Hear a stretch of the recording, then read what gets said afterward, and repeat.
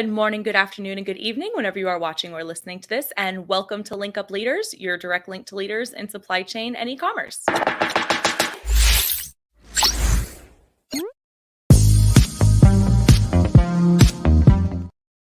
My name is Lisa Kinski. I'm your producer and co-host, and joined as always by Francois Jeffrey. Francois, how are you today, dear? I am great. It's beautiful and rainy out, which I'm very excited about. And it's below 70, I think. I don't know. Feels below 70 with the wind.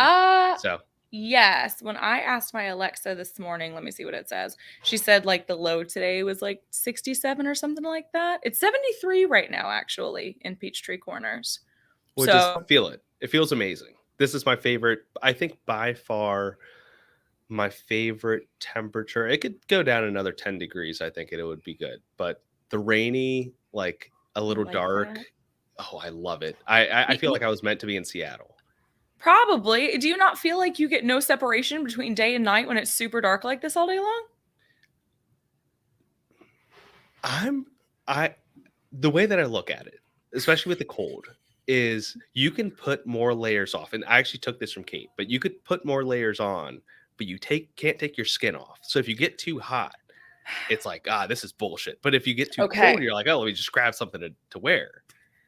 Yes. However, see, everybody says that, and I think, I don't know if I've shared it on the show before, but I know I've shared it with you. I have a theory that the temperature that you like is based off of when and where you were born. Yeah. So I am a July baby, July 2nd, born in Georgia. I like it hot.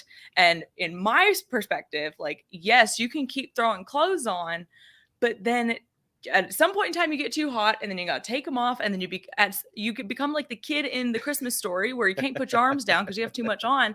And then if you do get hot, if you're hydrated, your body has this beautiful thing called homeostasis where it will manage its own temperature by sweating. And is sweating the best? No. If you don't like it, go jump in the lake. Like, well, we're not all born next to a lake, Lisa. That's I was true. born in Flip. I would not jump in the Potomac. That green water in Washington, I would never do that. Yeah, a lot of people wouldn't jump in Lake Altoona either, but if you were raised in it, it doesn't faze you. So I'm sure. Yeah. Well, let's ask our guest. When was he born? Let's see what Matt says. Matt, how you doing? What's good? The weather where you're at? Yeah, no, thanks for having me on the Weather Channel. This is awesome. We're in San Diego, so nobody will let us complain about weather here because, when it's cold, it's so cold, it's in the mid 60s. And then when it's too hot, it's like, oh, it's 80. It's kind of warm. So, fortunately, it never really goes between those two much lower than 60, higher than 80. We're actually close to the coast too. So inland San Diego can get hot. It starts to turn deserty as you don't have to go very far east to start to get that deserty feel to things. But here right on the coast in San Diego, yeah, it's hard to complain about weather. I mean, sure, the whole state will burn down every couple of years, and there's no water. So if you like drinking and stuff, that's a problem. But temperature wise, we're good. Yeah, I think I'll keep our rainy gross over the wildfires. Yeah, well, we have our hurricanes. Barely though. We're far enough. Like, since we're so close to the city, we're far enough inland that we don't get the damage that like Savannah and like Charleston and everything on the coast gets. Thankfully, it's just lots of rain, lots and lots of rain. But here, whenever it snows, the whole dang state shuts down, and that is annoying, I will say. We have the same problem with rain. Normal people can handle an inch of rain. Here, everything floods. People don't know how to drive all of a sudden. So yeah, a little bit of rain throws us completely off. As much as we need water and rain, we cannot handle it. So. Well, it's crazy to think. I mean, these tiny aspects of just nature, right? Rain, for example, and that causing flooding means a lot of drivers just can't deliver products. Delivery drivers start to get backed up. Truckers can't pick up from warehouses. It just causes so many disruptions in the supply chain. And us having the warehouse, for example, when I speak to our warehouse manager, it's like, well, a lot of products were supposed to go through, let's say, Louisiana. And now all this stuff is happening with natural disasters. Well, the rail lines are shut down for a week. And so all these containers are now backed up.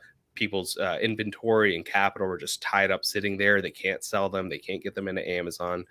So, as crazy as something like a little bit of rain or a hurricane or the forest fires or whatever the case is, it just impacts us so much more than we might think. And I think we're starting to see that a lot more. And those conversations happen a lot more in the media this year more than anything, which I'm very thankful for. I love seeing the word supply chain even mentioned.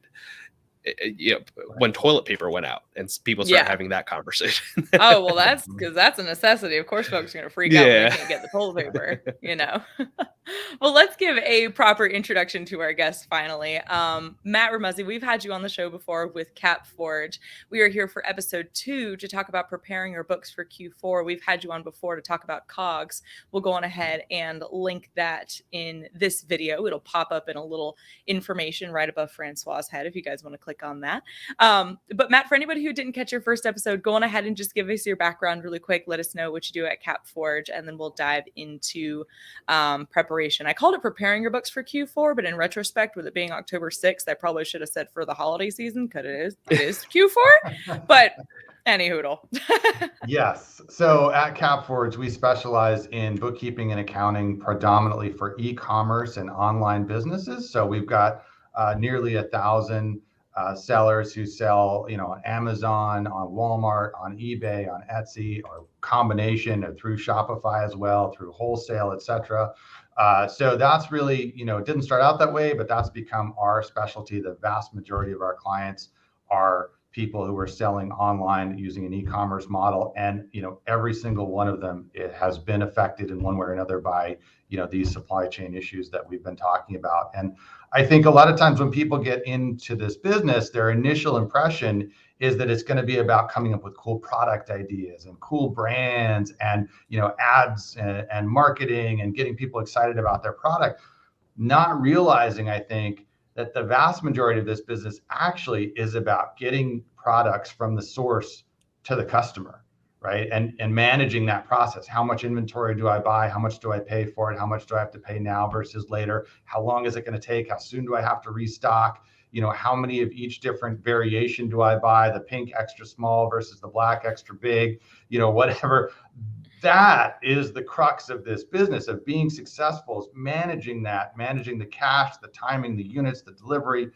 And I think a lot of people just don't have, it's an eye opener for them to how much that drives their success versus, hey, I came up with a cool logo and a cool brand name. Awesome. But is that on a shelf or a virtual shelf where somebody can buy it? And did you run out? And did you figure out the margin for that? And all, that's what matters as much or more than any of that other stuff at the end of the day. So it's cool to talk to you guys about this because hopefully it does sort of spread the word that that's a place to really focus your business on managing that piece and not just assume that I place an order and a couple months later it's good to go, people can buy it. It's never that easy. Yeah, definitely not. And especially not that easy when we have all the, boats that can't get into the ports and everything like that. And, you're talking about natural disasters and things that happen, like a little boat getting stuck in a canal somewhere earlier this year. Like quite a big boat, but yeah. I heard somebody say that on a podcast like yesterday. It might have been on Ryan's. I don't remember. But they're like, just this little boat got stuck. It was no big deal. And I'm like, understatement of the year. Right. Well, I mean, that also impacts us. And, it's I don't want to dig too deep into it, but just think about the residual effects of that, right? When someone doesn't have inventory, your competitors now have an opportunity.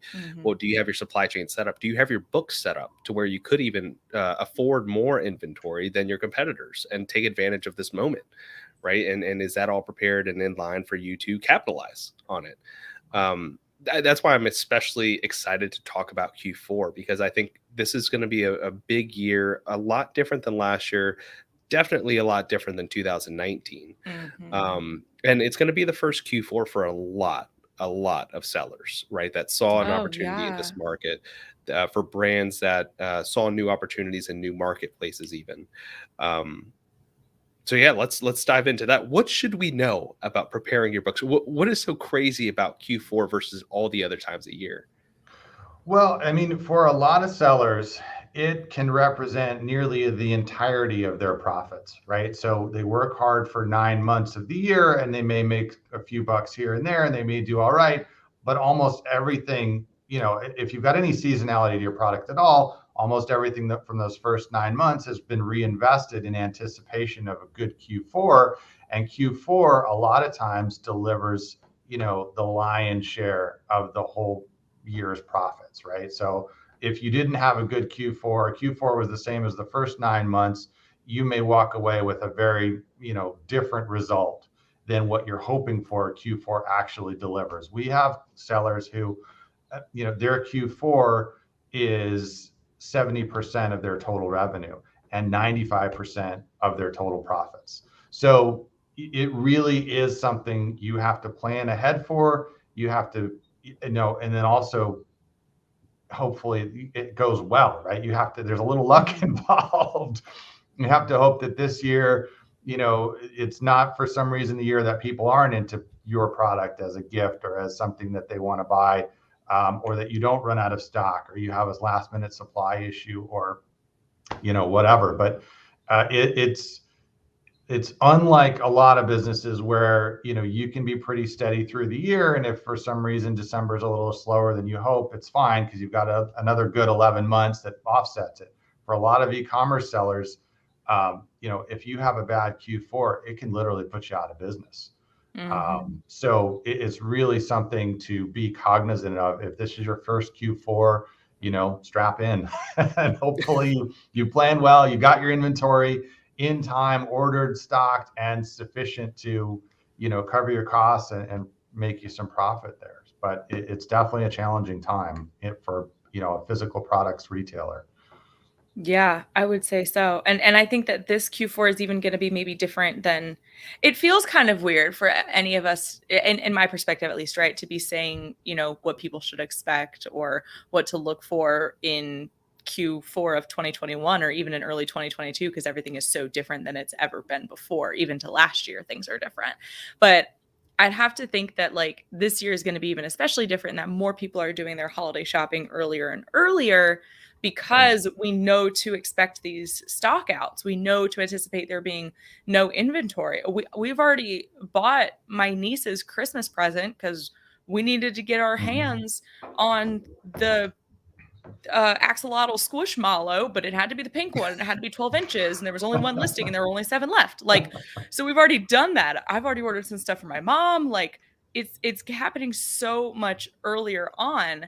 How is that going to have an impact on these businesses? Like if their October is more stacked than their December, I mean, do you expect that to happen?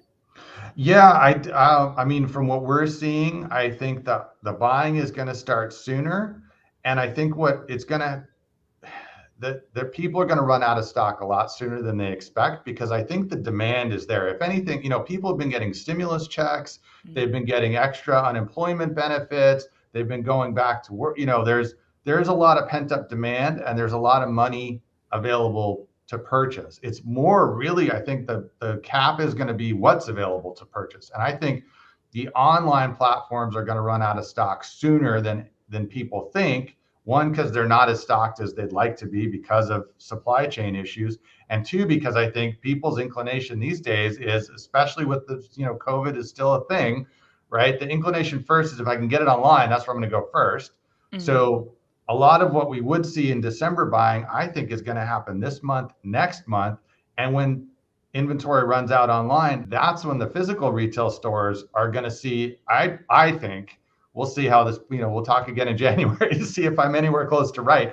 But I think the physical stores are going to see a surge of traffic because the online stores are not going to have what they want.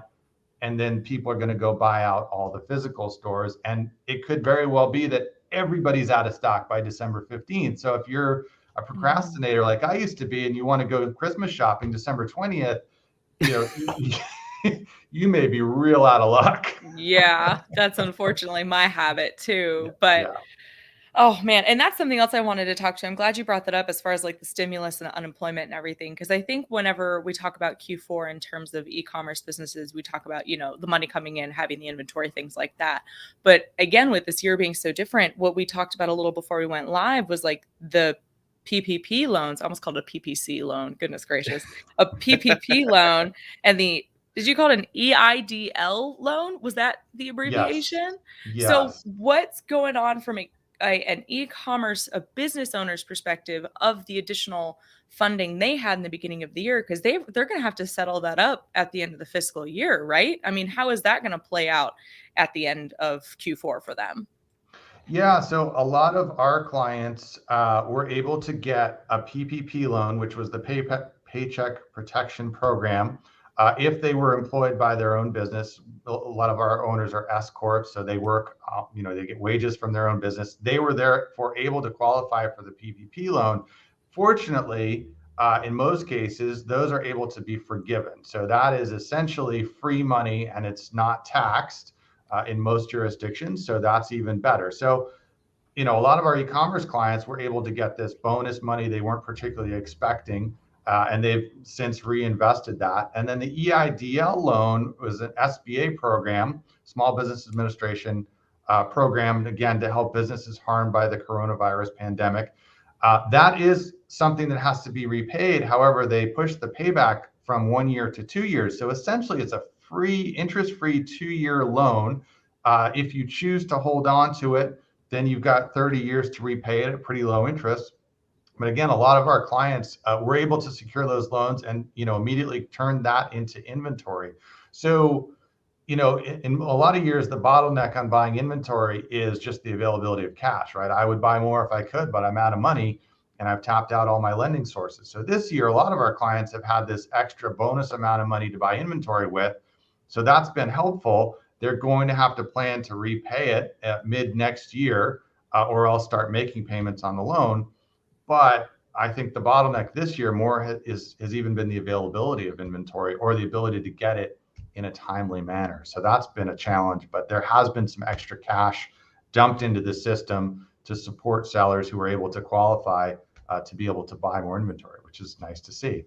Mm-hmm. Well, and what does that look like for the future of a business? Like you said that they've pushed this payback period for the EIDL loan. And again, the only way that I can equate this kind of stuff is like to student loans, right? And I know a lot of people who they were like, oh, I don't have to start paying on my loan until X date. And then they make the minimum payment, and then they accrue all of this debt. Now, student loans are treated a little bit differently than a business loan, but what does that look like for the future of an e-commerce business? Maybe if they don't have that inventory to sell, or they stock out and they don't have a good December. I hate to paint a grim picture, but like we're talking about like, businesses real life staying stuff. in business. Yeah, real life stuff. Like people default Right. on loans. It happens all the time. They have to file bankruptcy. I forget what it's called. What's it called? Chapter 11. Chapter 11. Yeah, 13. Chapter 11. They got to file Chapter 11. Like, so what does that look like for them? Like it, in the crystal ball 2-3 years from now.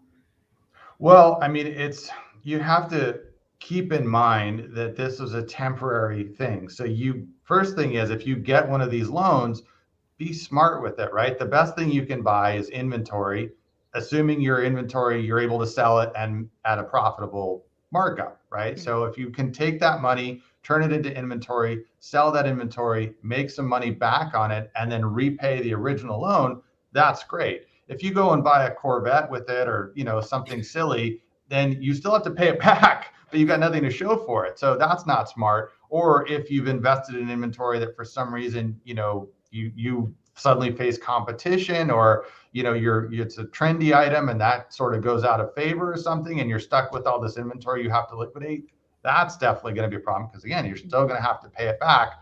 Or just if you kind of get into the mindset of, oh, I've got this extra money, I can ramp up and grow, and all of a sudden now you've got to pay it back, and you don't have that amount of money to invest anymore, then hopefully you weren't, again, spending profits on personal stuff or whatever. You've taken into account the fact that this amount of money that you have is temporary. You're going to have to give it back and, fill in that gap with funds from somewhere else. So, it all comes down to what we're always sort of preaching here as an accounting firm and working with our clients is keep an eye on the data, use the data from today to forecast intelligently for tomorrow. The people who kind of operate seat of their pants, sometimes they do really well for a while, but eventually they usually end up getting spanked. Mm-hmm. So,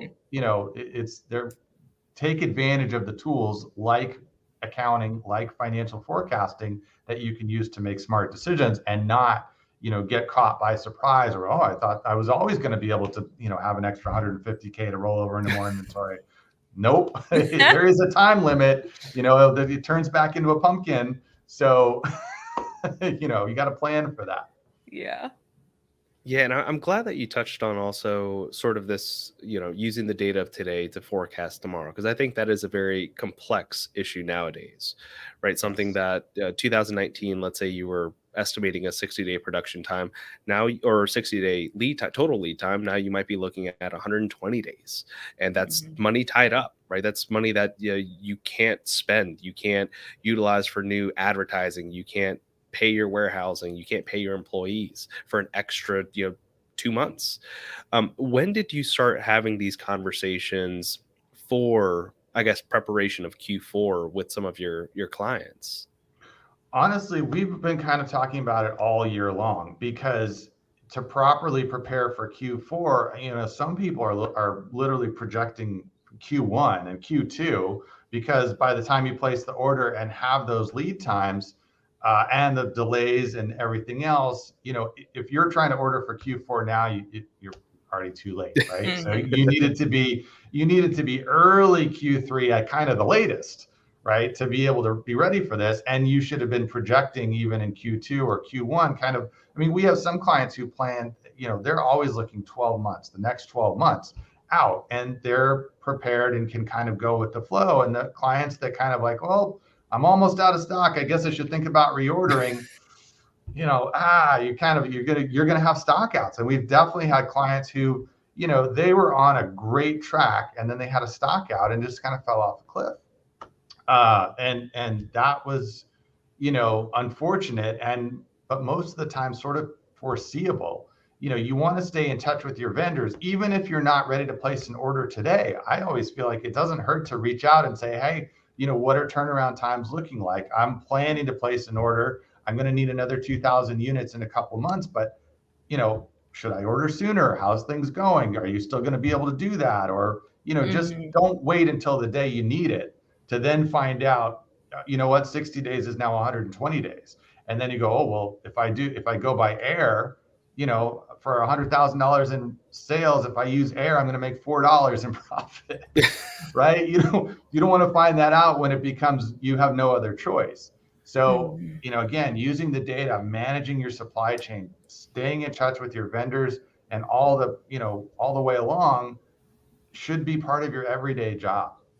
And I think the people who make it that, still, you can still get caught with stock outs and inventory issues and supply chain problems, even when you're paying attention. But if you're not paying attention, it's almost guaranteed sooner or later, you're, like I said, you're going to get smacked down, and you're going to regret it.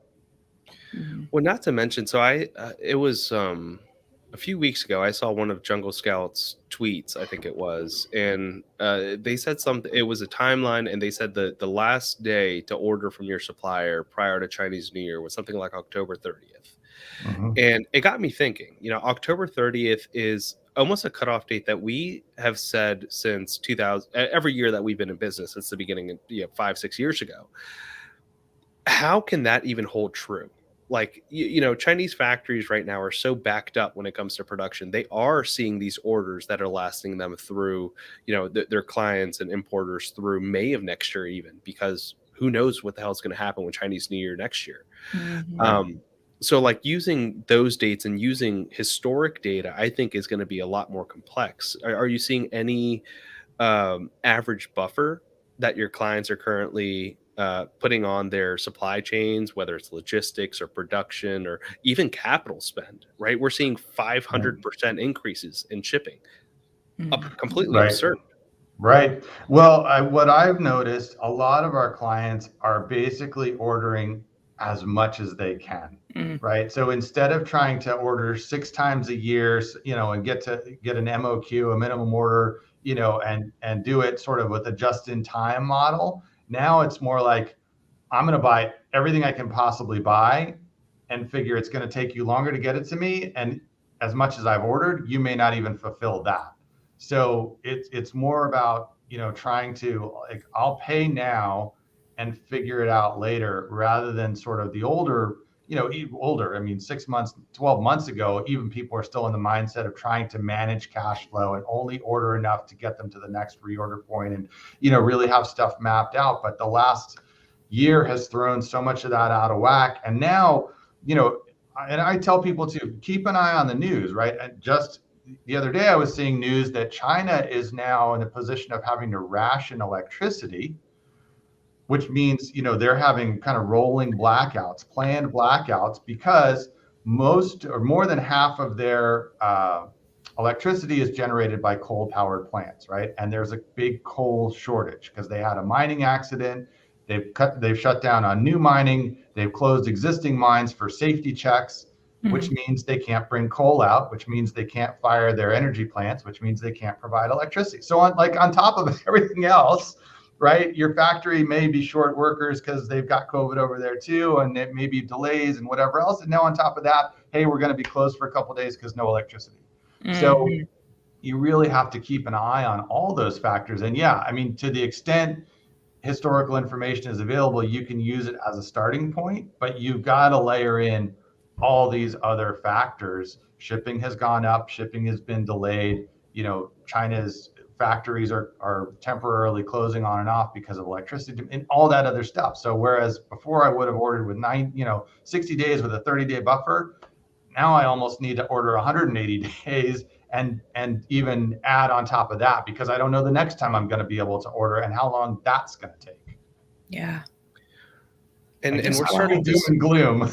Well, no, it is. And as you said that, I was like, rationing electricity. What was he talking about? And I remembered I saw something on LinkedIn that I think Amy Weiss had posted. I sent you the post and we asked Howard about it. And he said that, thankfully it was from the information that I got, he said that it was actually only like northern China that was having that problem. And it was also sort of politically driven because whoever decided that there were going to be rolling blackouts was like up for re-election or something. And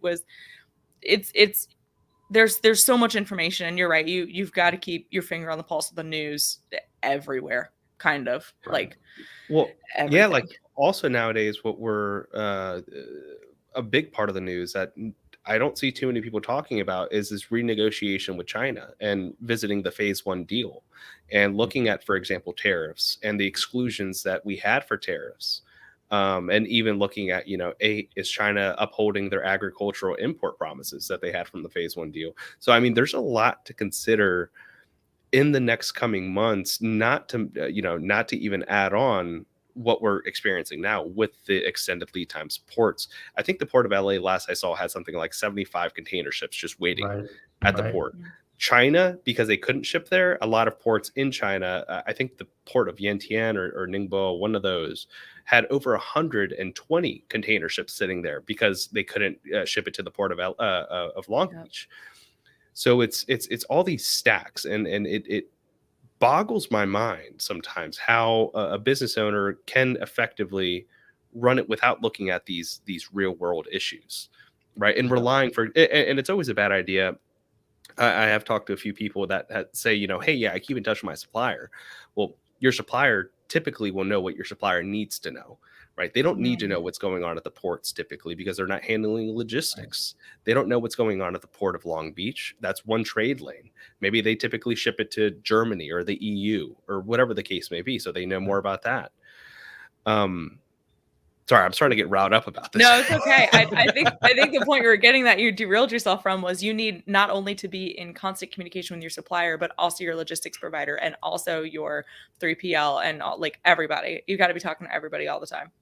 3PL was actually what I was getting at. See? Before that even. Yeah, thank you. Well, with these extended capacity issues, right? We used to be able to talk about just-in-time supply chain and being able to optimize that. You can only optimize something that's standardized, right? And now none of this is standardized. Everything's kind of tossed up in the air. And I think a lot of businesses are starting to look for 3PLs and starting to look for just inventory management solutions domestically. What challenges, or if any, challenges and conversations are you having with your clients regarding just, keeping inventory in the US where typically they just shipped it to Amazon, let's say, or they kept a much smaller inventory level?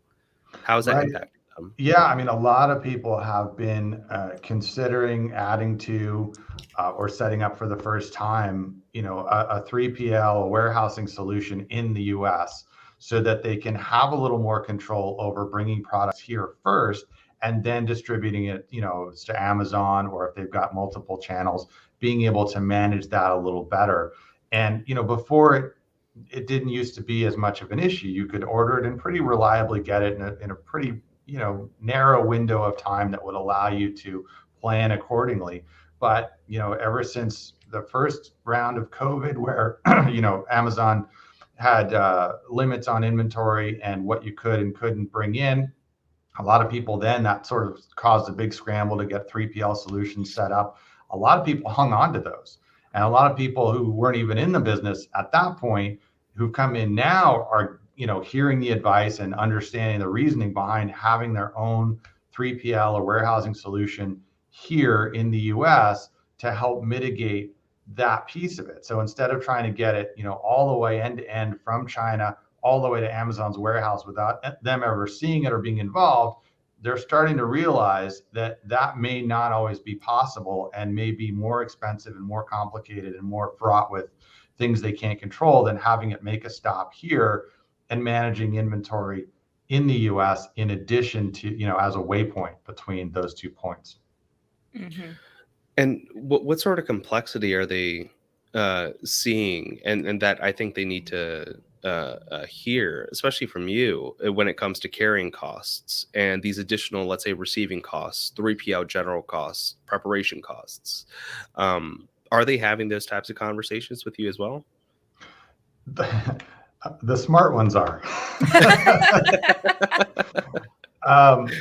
It comes down to really knowing your numbers, right? If you sell a product for $30 and you get it for $4, right? So now okay, between those two, this is how much room I have to play. Amazon's going to take their cut. I've got to spend so much on ads to get the sales in the first place. Now I'm down to this amount, and that's what's going to be the shipping and logistics piece. So how much can I afford? If I bring it to a 3PL first, how much is that going to shrink the margins versus how much is that going to offset, me running out of stock or other issues or having to use air to bring it in to avoid a stock out or whatever. So people who know their numbers and can adjust accordingly can handle it. I mean, they're probably not going to be as profitable as they might have been before, but at least they're not going to be underwater, and they can look at their universe of products that they sell and decide maybe some make sense to push more and some make sense to drop and some, make sense to reprice or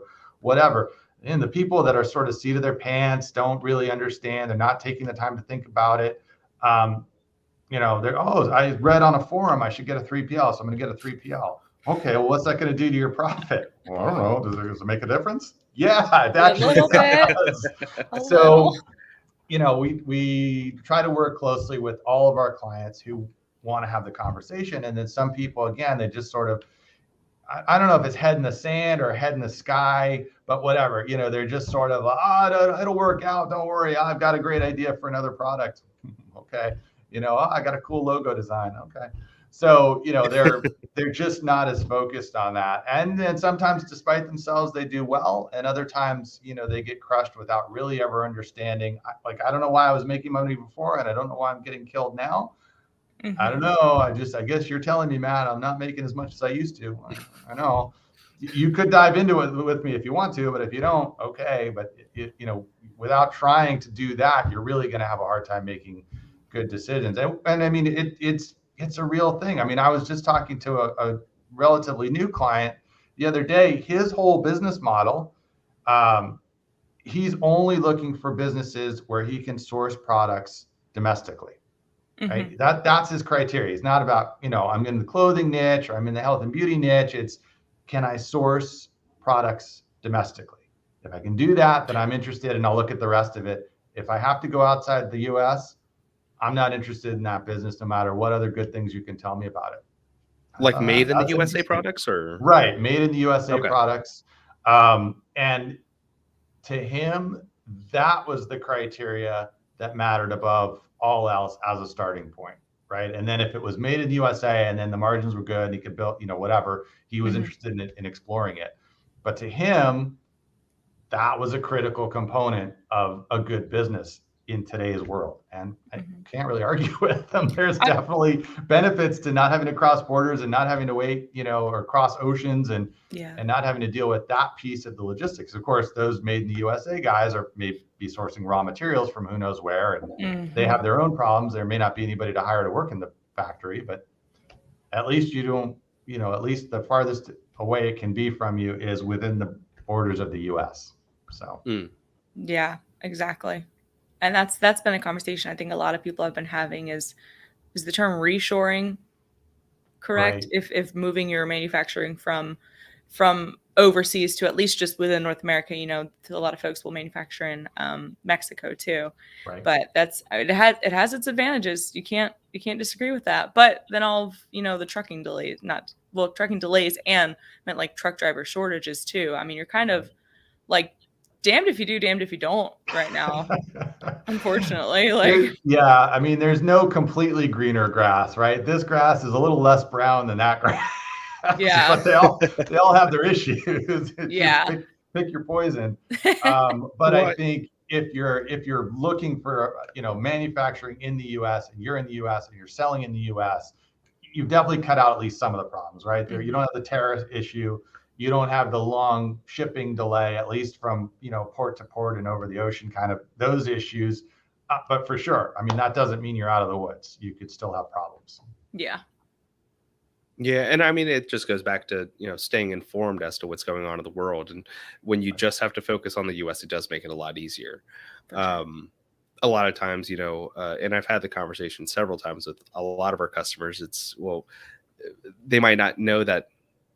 On our website, our first website, it wasn't very clear that all of our factories were in China. They said, well, I need it in the US because they didn't want to deal with tariffs and all these different factors.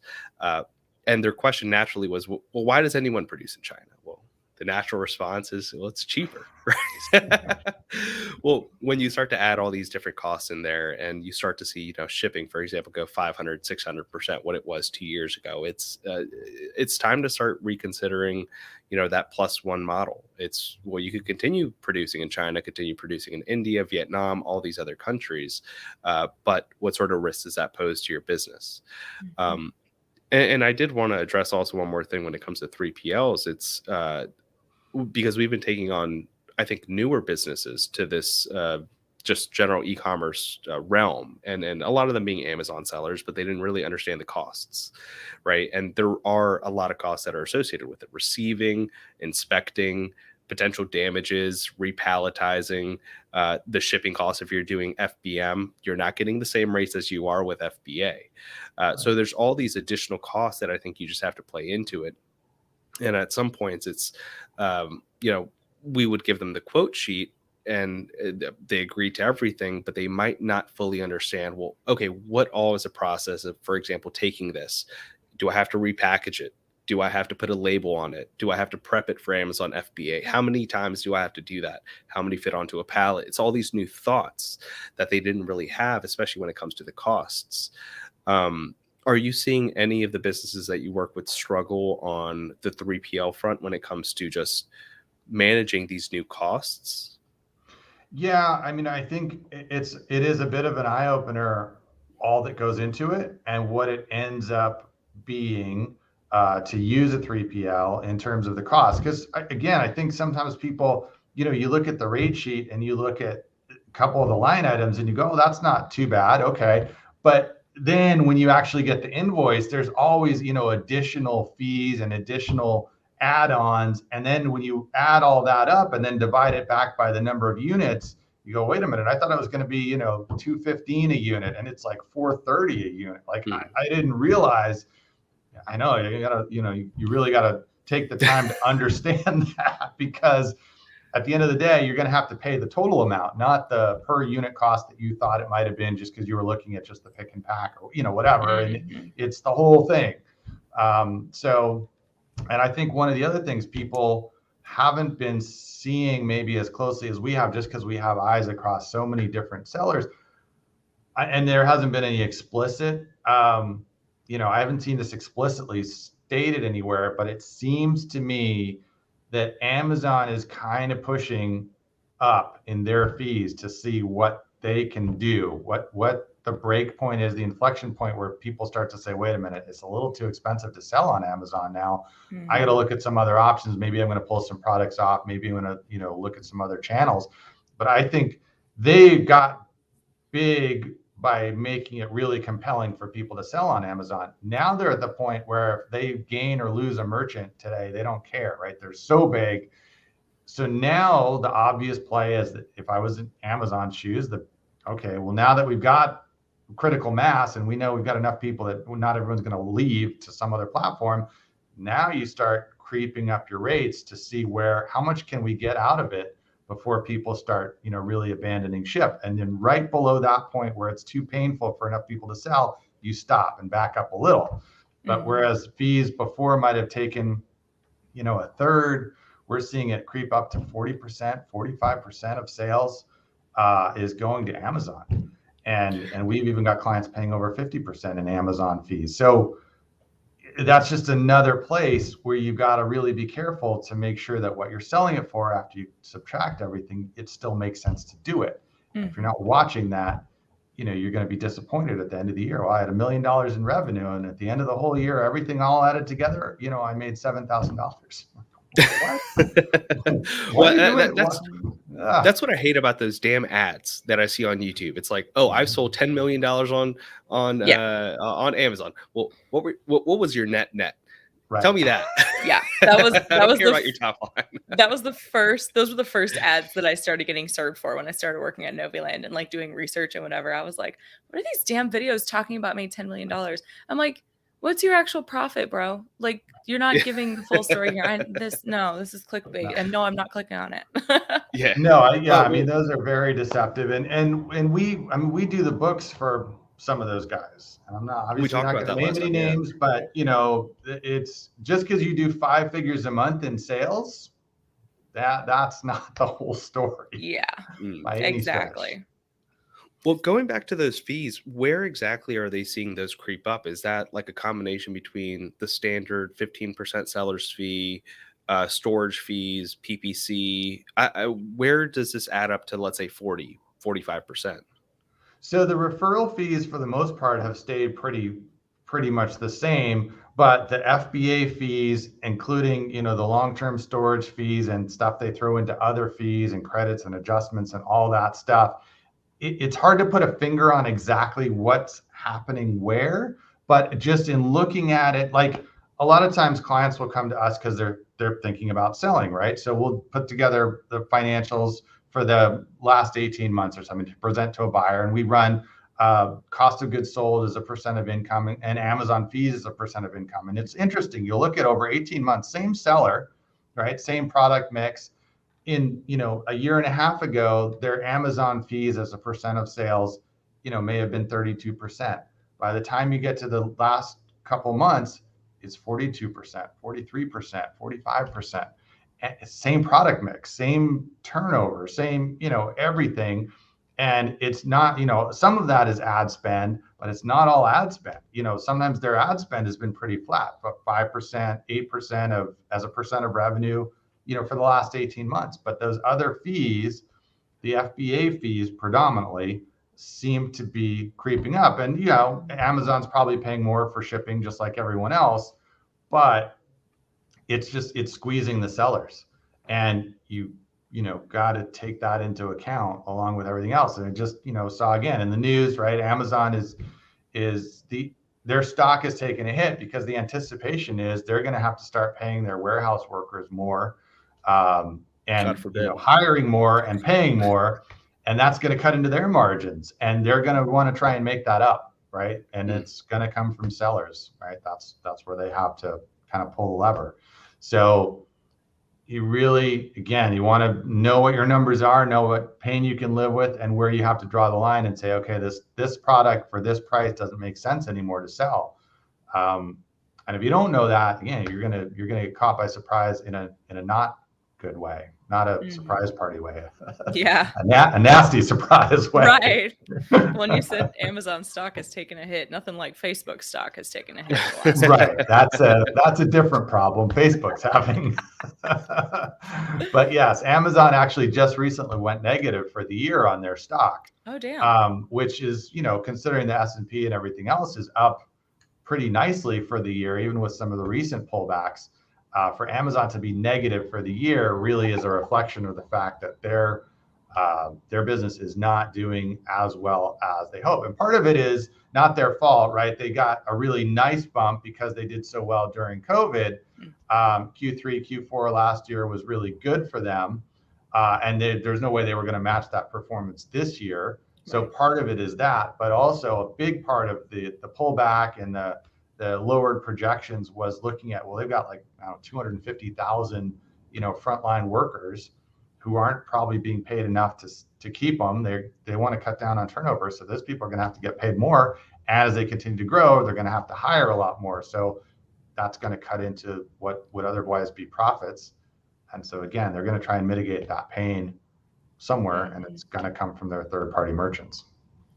When I definitely see that creeping up, and I've said this a few times on the podcast, where at what point, and you actually talked about this even, it's like, the cost of the goods, the fees that they're paying to Amazon are starting to creep up, but PPC itself is also starting to creep up. And at what point do sellers start to say, well, fuck this, why would I pay, $12-13 on a click here when I could pay that $6 on Google or on Facebook ads, and I could run and manage it myself?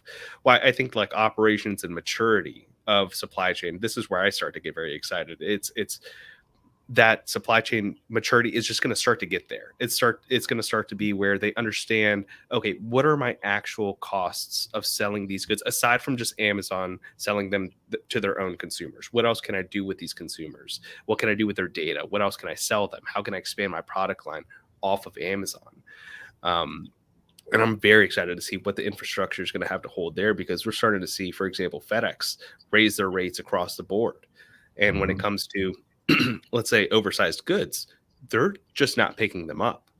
Right. So anyone that's selling furniture, for example, it's extremely hard for them to actually use a 3PL or to sell on Wayfair or Overstock or Walmart, because FedEx and UPS are saying, well, why would I pick up your one couch when I can fill 2,000 packages for the same space? And you're paying overage charges, you're paying fuel surcharges, you're paying all these different costs. By the way, do you have like a breakdown list of all these different costs that people should consider when, for example, using a 3PL or doing LTL or doing oversized? I don't have a specific list. It's kind of case by case. When we talk to clients and they're kind of looking at it, then we'll, look at their specific situation and review with them. But no, that's kind of a good idea, actually. Putting something together. Yeah, thinking about like just the supply chain costs. I think that's one place a lot of business owners might not have the foresight to think. Especially those that are moving from and this is why I hated calling them this, Amazon brands or Amazon sellers. You're a business, right? You're an e-commerce online retailer at the end of the day. And whether you choose to only sell on Amazon or you sell on Amazon plus 5 other marketplaces, you're not an Amazon seller. And that's I think the struggle that a lot of them are going to come out of. So if you did make that list, I'd love to share that as much as we can, because I think that would save a lot of them a ton of headache and heartache and burning holes in their pockets from costs that they just were not aware of. Yeah. Right. Yeah, I think I was kind of making this point at the beginning of our talk. A lot of people are new to this business, and whether it's because they took a course or watched YouTube videos or whatever, they don't have the mentality of, hey, I own a business and I'm selling a product that I've, discovered and named and branded, and I'm putting it out there to customers. They think of it as, I'm doing this trick, right? I'm ordering stuff off Alibaba, I'm sending it to Amazon, and Amazon sends me a check. It's real easy. they're not in the mentality of I'm running a business, even though, they'll go and set up an LLC or an S corp and they'll take on financial risk and they will, go through all the steps of running a business, but they're not thinking about it that way. Or at least at the start, a lot of them are just thinking, oh, this is this trick I just saw on the internet. I can make some extra money. But you're going to, if you don't think about it like a business, you're going to be one of the ones that just gets run over by the guys who are thinking about it like a business. And that's exactly what it is. You chose to buy a product at a lower cost, and you're now trying to sell it at a higher price. And between those two, accounting for all the costs you have to do that, you're trying to make some money out of it. And you need to think about it like that. And then you can realize, hey, Amazon is just one option of many where I can put it. And they're bringing the customers, but they're charging me a lot of money to put my stuff in front of that customer. So what are my other ways I could get this in front of a customer? And what other product should I be selling? Or should I even be selling this product? And how much am I making on this? Like, you've got to stop and think about it as a business. If you just think of it as this, little side hustle gig that you're going to get free money out of, you're going to miss all these important details. And it's not going to, 4 or 5 years ago, Amazon was a lot simpler marketplace. It didn't cost as much. The competition wasn't as sophisticated even then, never mind 8 or 9 years ago. But the game has changed, right? Smart people realize there's money here. And when smart people move in, the casual people and the dumb people are the ones that are going to get knocked aside. So don't be on that dumb side, be on the paying attention side, or maybe it's not the business to be in for you. Mm-hmm. Yeah, that's what I was, the maturity. That's what I'm very excited for, and seeing, for example, aggregators bring so much attention and money to this space now, where it's starting to make banks reconsider just their forms of lending, right? And considering e-commerce as a true form of lending and a business that they could get behind and understand, and give appropriate interest rates and help them grow. It's a very exciting time. But I touched on PPC before. Is there anything that your clients are doing to prepare for their spend in Q4 or more so the holiday season? Yeah, I mean, a lot of people are expecting to have to spend more for there to be more competition, for them to have to bid on. And it could be, we didn't bid on these keywords for the last 9 months because it wasn't as important. But now in Q4, we're going to expand the range of phrases that we're bidding on and keywords that we're bidding on. We're going to up our ad spend, and we're expecting, increased competition. If we were lucky enough to get all this inventory in, now we got to sell it. Mm-hmm. So I think there's definitely an anticipation of these amounts going up. And also keep in mind, Amazon also raises their rates in Q4 too. So you've got that to deal with as well. So it's just isn't it triple? Yeah, it depending triple on what FBA rates. Right, what you've got, it jumps. So they know Q4 is big for them too, right? They're not stupid. They know this is going to be everybody's kind of big season. So they're planning ahead as well.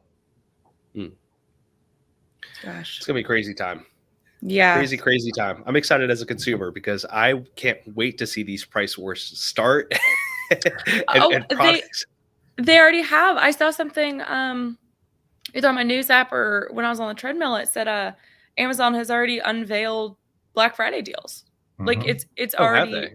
That's what I saw. I haven't looked into it, but apparently it's starting earlier than ever before. I mean, this is the first week of October. Releasing Black Friday that's asinine. That's 7-8 weeks away. Like that's last year or 2 years ago, I think they started like I think it was Target that I first saw do this. They started like 2 weeks before or 1 week before. Best Buy also did like a week before. But a month before. They're like, screw everyone else. Well, but then there was always like the pre-Black Friday deals, right? So it had essentially become Black Friday November. And then there was only super specific stuff that you could get on Black Friday itself. And then also Cyber Monday, depending on because that's really good for like the tech space, isn't it? But even even other kinds of retailers are getting into it. I bought a bunch of clothes from Kohl's a couple years ago because they had Cyber Monday deals. It was just, I guess, whatever they didn't sell on Black Friday, they also marked down for Cyber Monday. But like, it's getting ridiculous. Well, a couple of years from now, we'll be buying Halloween costumes in July, right? And Christmas sales will be happening before Thanksgiving, and you're like, what the hell's going on? It's scary. It's almost like they hit a reset and everything is just jumbled up, and it's like, well, to each their own. If you survive, you're going to thrive, and if not, you're going out of business. You're not in the right game, and go get a job somewhere else. It's a full contact sport, right? Expect. Sometimes in the early days in new fields, right, you can get in and not know much about what you're doing and still do okay. But soon enough, right, when the money's there, the competition comes in, the smart people come in, and it becomes a full contact sport. And if you're not ready to play full on, you're going to get knocked out. Absolutely. Well, Matt, we've come to the end of our time. Thank you so much for joining us again. Where can the people get a hold of you and learn more about your business? Yep. So the best place to find us is just capforge.com. You can give us a call. The phone number's on the website, or shoot us an email. You can, find out more about what we do. But yeah, start at capforge.com, and then I'm happy to have a conversation with anybody. If we can help out, great. Perfect. And just once again, for anybody who didn't see the first one, what is kind of the sweet spot of the size of business that is best to use CapForge for your services? Right. So, we work with people from the startup stage all the way up to high 8 figures in sales, but our sweet spot, most of our clients kind of fall between that 500K to 5 million size. But, again, I'm happy to talk to anybody. All righty. I'm a very friendly guy. Absolutely. Yeah, you are. I'll give you that. 100%. And you guys can find CapForge at capforge.com on the screen and in the description of the audio and the video experience. Thank you, everybody who tuned in live today and who's listening after the fact. If you liked what you heard today, please give us a like, comment, share with your network, subscribe to the show, ring the bell for notifications. Let us know what you think in the comments, and turn on those automatic downloads. If you're on Apple Podcasts, Google Podcasts, Spotify, any of those platforms, be sure to rate us 5 stars. Matt, thank you again so much. This has been awesome. We'll have to have you back again after what I like to call Q5. Well, it's kind of a Q5 when you're closing out Q1. It's depending on how you look at it, but we'll have to have you back again. But thank you, Matt. Thank you.